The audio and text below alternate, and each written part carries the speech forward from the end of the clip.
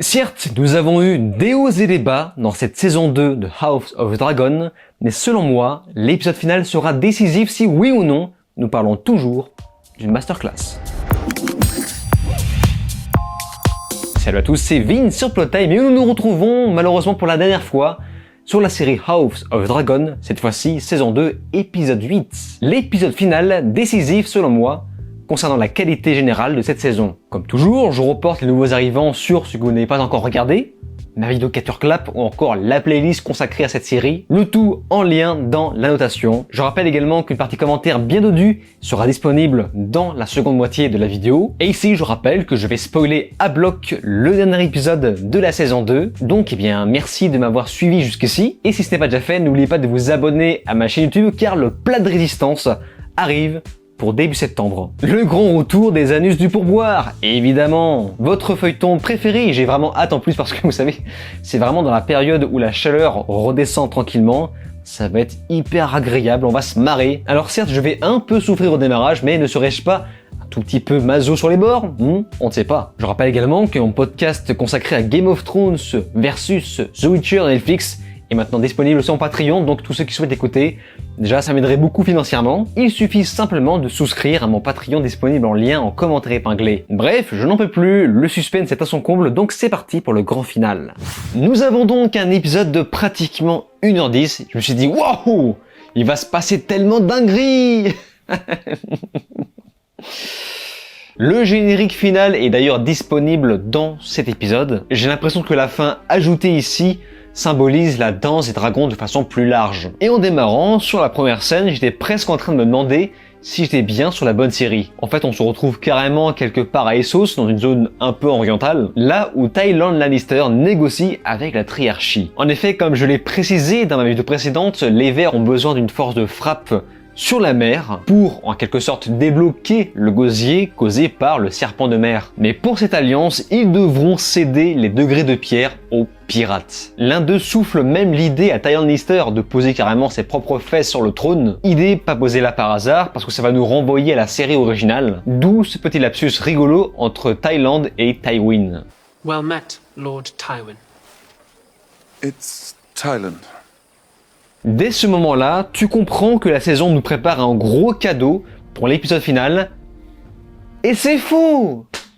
C'est faux! Il se passe rien! Enfin bon, j'exagère. Il ne se passe pas rien. Disons qu'il ne se passe rien de marquant.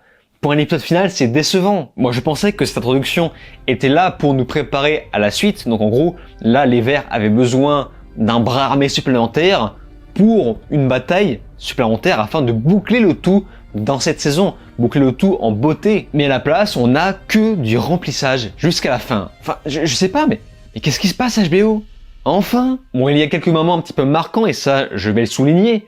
Mais quand même, je veux dire, c'est important un épisode final pour une saison. L'audience est importante, on doit maintenir son audience pour la maintenir captivée pour la suite, la saison 3. Là, j'ai vu un énorme trailer de la saison 3. On va en parler en détail. Donc ce passage avec la triarchie aurait pu s'arrêter ici. Il aurait pu. Mais à la place, on va faire des trucs complètement inutiles et ridicules. Vraiment les gars, c'est... Donc on va se rouler dans la boue. Avant le supplément fromage propagande pro PMA. Avec la commandante qui souhaite que Thaïlande saute ses propres femmes pour la reproduction. Bon, allez hop, ça ne mange pas de pain, ça mange juste de ma patience. I wish to have children by you. You want me to? Indeed. I want you to fuck my wives.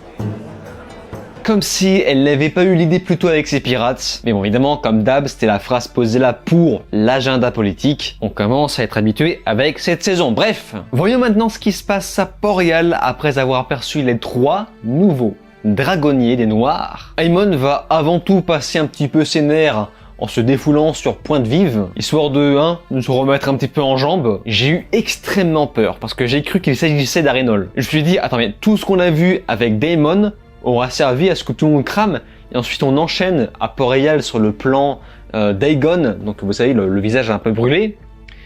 Et je me suis dit, enfin, j'ai cru que c'était Daemon. Je pensais que ça y est, Daemon lui aussi était cramé, Je me suis dit, mais qu'est-ce qui se passe? En fait, non, il s'agit de pointe vive. Et là, Larys Ford pense qu'il est judicieux de sortir Aegon de l'échiquier politique, qui ne s'est toujours pas remis de ses blessures. Au passage, on apprend que son oiseau a éclaté en plein vol comme une saucisse. Voilà, c'est une information toujours bonne à prendre. Tout ça pour dire que Larys fait vraiment tout pour se mettre Aegon dans sa poche. Donc là, on a vraiment, comment dire, l'équivalent d'un Littlefinger avec ce personnage qui n'agit que dans son intérêt. En bref, il va lui proposer de fuir à Braavos où se cache apparemment Lord d'Arenol, ce qui explique la pauvreté de cette forteresse. Pendant ce temps, Alicent est de retour à Port-Réal et je vous avoue que je n'ai pas compris ce qui s'est passé de son côté. Je pensais qu'elle avait définitivement fui. Et là, en fait, non, on la revoit popper à Port-Réal, c'est très bizarre. Les personnages prennent des vacances un petit peu comme bon leur semble, et ça, je pense qu'on en reparlera tout à l'heure, notamment sur le fait que apparemment Alicent veut ressortir à nouveau. Quoi qu'il en soit, elle va faire ce dont elle n'était pas capable plus tôt. Elle va remonter gentiment les bretelles d'Aemon en lui faisant « Eh oh, oh, oh, déjà t'es mon fils, je suis ta mère, t'es pas le roi il est encore en vie, il va peut-être se réveiller, donc redescends un petit peu à ta place et laisse ta sœur tranquille. » Parce que oui, Aemon exige à Helaena de la faire monter sur un dragon de façon à mieux concurrencer Rhaenyra, mais enfin que veux-tu, enfin à quoi ça sert? Avec le peu de volonté qu'elle a, elle ne servira évidemment à rien. Finalement, ce régent, Aemon, n'a pas du tout la stature d'un roi. Il est certes un bon stratège, mais également, et malheureusement pour lui, un très mauvais perdant. C'est-à-dire que dans sa situation, il devrait se rendre. Il devrait se rendre. Pour garantir la survie de son peuple, se rendre serait la meilleure stratégie. Plus tard, Helaena va commencer à prédire l'avenir, et là, s'il vous plaît, ne me dites pas que je spoil quoi que ce soit, je ne fais que dire ce que dit la série, ce que dit l'épisode.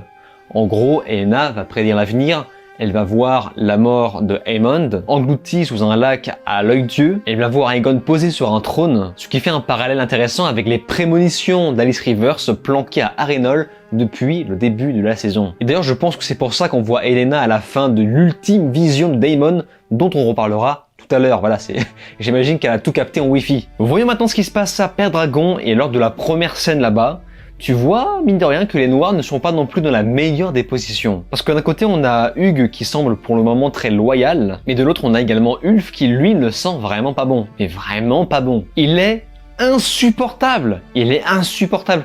Enfin, on sent qu'il sait à quel point il est important. Il va donc abuser de son statut, quitte à défier sa hiérarchie. J'avais sous-estimé la grossièreté de ce personnage, mais il n'est pas juste grossier et odieux, il est méchant, parce que il renvoie directement Jaehaerys à sa réputation de bâtardise. Et même s'il va se faire remettre à sa place, quand même, franchement, j'aurais été Jaehaerys, je lui aurais carrément coupé un doigt. Donc, Ulf Blanc, attention, personnage très dangereux, parce que là, c'est vraiment un électron libre. À ce niveau-là, je doute qu'il puisse obéir à qui que ce soit. Donc, voyons où ça nous emmènera plus tard. Petit tour à la marque, une fois encore, nous voyons ce qui advient du port. Parce que oui, depuis le début de la saison, nous voyons cet endroit avec les navires du Serpent de Mer en miettes. Il fallait vraiment arriver à la fin de la saison pour voir à nouveau le bateau du Serpent de Mer remis à neuf, remis sur pied, afin de nous préparer à la bataille finale qu'on ne verra de toute façon pas. Quoi qu'il en soit, Corlys rebaptisera ce bateau la reine qui ne fut jamais. Alors, je n'ai pas le souvenir que dans le livre, il rebaptise son bateau comme ça, mais c'est vrai que c'est intéressant, voilà, en souvenir de Rhaenys, toujours bloqué dans le cœur de Corlys. D'ailleurs, de ce que je vois, Corlys nie toujours publiquement ses liens de sang avec Adam, mais vient le craquage une bonne fois pour toutes contre Alynh qui fait tomber le masque, rappelant l'absence de son père Corlys durant tout le temps où ses héritiers étaient encore là, avec, mais alors, une performance remarquable d'Abubakar Salim. Vraiment, c'était plutôt satisfaisant à regarder. Nous voilà maintenant de retour à Arenol avec tout qui se débloque. Nous voyons tout sur un plan séquence, Daemon traverser les préparatifs, tout en croisant la route d'Alfred Ballet qui vient un petit peu inspecter comment ça se passe, voir si Daemon est toujours fidèle à sa reine. Même si bon, finalement, gros coup de poignard dans le dos, car Alfred lui a vraiment besoin de voir un homme sur le trône, donc Daemon fera très bien l'affaire, si ce n'est pas trop demandé. Manque de bol pour lui, les intentions de Daemon ont changé. Et c'est là qu'on comprend enfin toute l'utilité de l'arc de Daemon depuis le début de la saison. En effet, il n'est plus vraiment intéressé par le trône, il a fini par accepter son rôle de second. Ou pas! Nous allons voir! Oui, parce qu'on essaie de nous mettre un petit peu le doute. Il s'ensuit une scène très mystique avec une créature qui traverse comme ça rapidement. Une créature avec des bois sur la tête. C'est très bizarre. Mais la chose à retenir, c'est surtout la vision de Daemon, l'ultime vision, où on traverse grossièrement les événements de Game of Thrones, où je me suis dit, oh mon dieu! Ça va être le festival de fin de service. Attention, attention. Et voici Daenerys, Jon Snow, Bran et tout le monde qui revient. Allez, on fait payer un petit peu le cachet, tous les acteurs. Mais il n'en est rien. Les scénaristes n'ont pas cédé au fan service stupide et je les en remercie. Nous voyons à la place Brandon Rivers. On le reconnaît avec sa tache de peau sur le visage. On y voit les marchands blancs ainsi que Daenerys de dos. Donc voilà, encore une fois, ils n'ont pas cédé au fan service. On faisait appel carrément à Emilia Clarke, même si bon, je pense qu'on peut s'attendre à tout dans les futures saisons. En bref, à ce moment-là, Daemon va voir sous ses yeux le champ de la glace et du feu dont parlait très souvent Viserys. Bon, ça casse un petit peu la chose quand on sait que tout sera désamorcé par Arya qui poignarde le roi de la nuit avec sa dague. Et bon, on va faire comme si on ne connaissait pas la série originale. Quoi qu'il en soit, ce sera le déclic pour Daemon, car rappelez-vous, à la fin de la première saison, il avait carrément étranglé Rhaenyra parce qu'il n'acceptait pas ce qu'elle disait par rapport au chant de la glace et du feu. Aujourd'hui, il est maintenant en parfaite harmonie avec elle. Ils sont unis. Et je crois que c'est le seul passage de l'épisode qui m'a vraiment marqué parce que tout le reste, ça fait un petit peu remplissage. Même si la plupart des choses sont certes importantes à montrer, mais voilà, c'est souvent rallongé. Suite aux quelques petits doutes de Daemon par rapport à la loyauté de Daemon, Rhaenyra en sera informée et va donc elle-même se ramener à Harrenhal. Elle ne pouvait pas faire ça depuis le début? Depuis le début? Au lieu de faire des allers-retours inutiles à Port-Royal, comme ça, s'éloigner du conseil, enfin je sais pas, parce qu'elle était complètement absente, elle pouvait pas faire un petit détour là-bas, enfin c'est pas grave. Il y avait apparemment le temps. Elle n'avait que ça du temps. Il fallait juste faire une fois de temps en temps un petit détour pour pas laisser Daemon tout seul parce qu'apparemment c'était à la déprime. Et je sais pas, il y a plein de trucs bizarres comme ça dans cette saison parce que c'est pas fini encore. Tout ça pour dire qu'au lieu d'envoyer bêtement Alfred, c'est elle qui aurait dû venir. Bon, en tout cas, tout le monde se met d'accord, tout le monde est content et tout est bien qui finit bien. Mais une fois de retour à Pendragon, Alicent, une fois encore, va prendre de nouvelles petites vacances. Et là, je lui dis, ah oui d'accord, mais en fait dans cette série, on fait des va-et-vient un petit peu comme bon nous semble. Je pensais que la séparation entre Rhaenyra et Alicent était une chose sacrée pour justifier toute cette guerre. Mais finalement, eh bien, ça va. C'est tranquille. Genre, on se promène, on avance, on se trouve dans la boue. On fait des journées piscine aussi. Enfin bref, je constate que les personnages importants peuvent s'absenter un petit peu quand ils veulent. Une fois qu'on retrouve Rhaenyra et Alicent face à face, donc là on peut même plus dire que c'est attendu parce qu'on l'avait déjà vu plus tôt, je me suis dit, non mais ne me dites pas que... ne me dites pas qu'elles vont s'embrasser. Non mais attendez. Et au final non, ils ne sont pas aussi stupides que ça, mais vraiment là ça m'aurait complètement sorti de la série une bonne fois pour toutes. Parce que oui, depuis la seconde moitié de la saison, je suis à nouveau sur mes gardes. Là où je pensais au contraire que cette série était safe. Bref, pour Alicent, il ne fait aucun doute que Rhaenyra a gagné et elle souhaite donc quitter le game. Voilà, elle souhaite faire pause, sauvegarder, quitter, retour au menu. Sauf qu'évidemment, ça ne se passe pas comme ça. Parce que Rhaenyra pensait que la présence de nouveaux dragonniers forcerait les Verts à se rendre.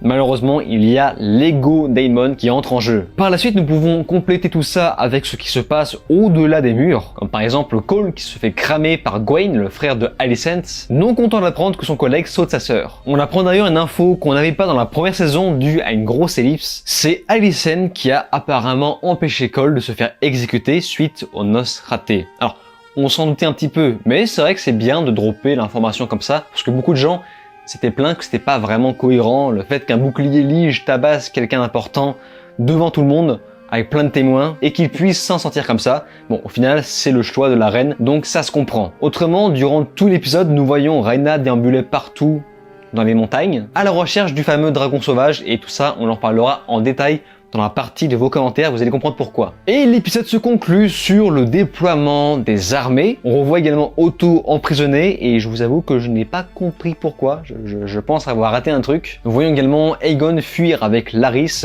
sur une musique, ma foi, fort sympathique. Bon, j'ai à discuter de cet épisode final dans la conclusion. J'ai des choses à dire sur ce long trailer d'1h10 de saison 3, et je ne serai pas tout le temps tendre, bref, rendez-vous dans la conclusion juste après la partie de vos commentaires que je diffuse dès maintenant. Bien, j'aimerais commencer gentiment par le commentaire de Kanaru. Les dragons sont sacrés. Ils sont la dernière magie de l'ancienne Valyria dans ce triste monde. Ils ne sont pas des jouets pour les jeux des hommes.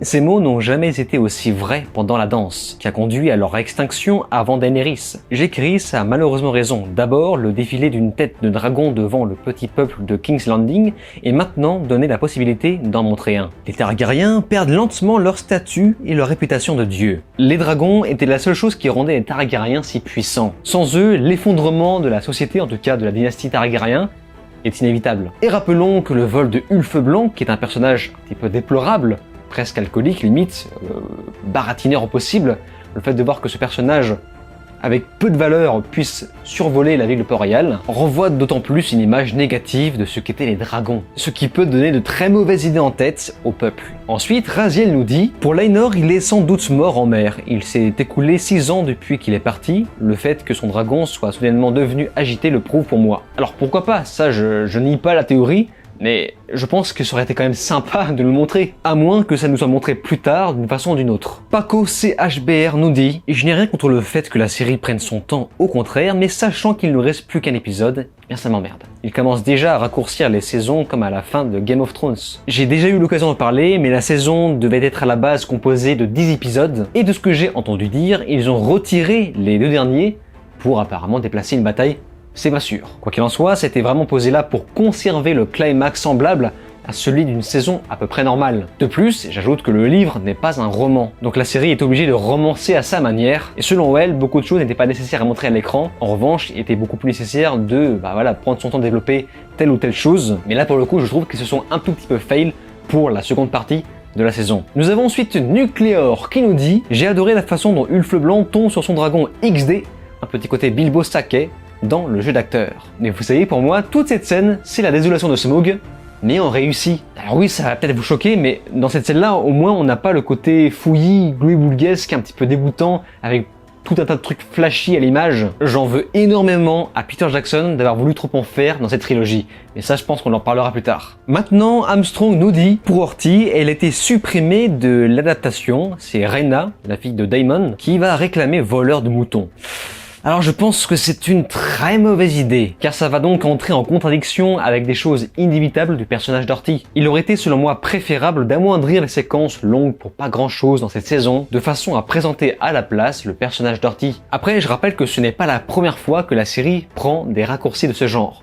On pourrait par exemple penser au cas de Vaemon qui, rappelez-vous à la base, pour ceux qui connaissent bien, Vaemon n'est pas le frère de Corlys Velaryon, il est en fait son neveu. Selon moi, c'est un raccourci extrême, mais forcément, quand on prend du recul, ça ne touche pas vraiment à l'histoire principale, notamment celle de la danse des dragons. En revanche, si on transforme Rhaena en une genre de Horty 2.0, pour moi, ça risque de créer des complications. Malheureusement, je ne peux pas en dire plus. Et nous finissons sur le commentaire de Kyoshiro Mibu. Pour la différence avec Aegon entre le livre et la série, ça s'explique car dans la série, il porte l'armure de Aegon, le conquérant, qui est en acier valyrien, donc elle n'a pas fondu sur lui, la raison pour laquelle dans le livre, ils ne peuvent pas la retirer. C'est un souci du détail que j'apprécie beaucoup. Alors point à part, j'avais oublié que dans le livre, il portait à la base une armure normale. Ce qui fait que j'avais préparé un petit clin d'œil dans les vidéos précédentes aux gens qui avaient déjà lu le livre, clin d'œil impossible à comprendre si on ne connaissait pas le contexte. Du côté d'Aegon, ce dernier va porter une armure en acier valyrien qui lui va à merveille, peut-être un peu trop même. Mais malheureusement, ce clin d'œil tombe à l'eau. Bref,